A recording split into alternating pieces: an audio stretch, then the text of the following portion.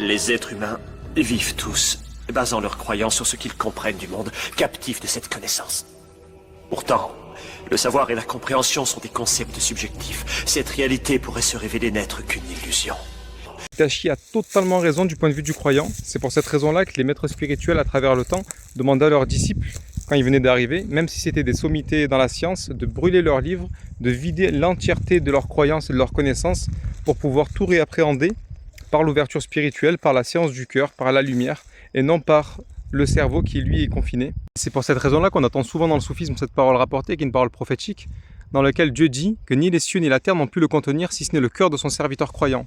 Donc toutes les réalités profondes de ce monde, s'ils ne sont pas appréhendées par la lumière qui se trouve dans le cœur du serviteur croyant, ils seront forcément que subjectivité et illusion. Et en réalité, c'est comme si on vivrait dans un genjutsu. Pas le genjutsu d'Itachi pour le coup, mais le genjutsu de notre propre nefs, de notre propre ego, qui nous voilerait des réalités profondes qui nous entourent.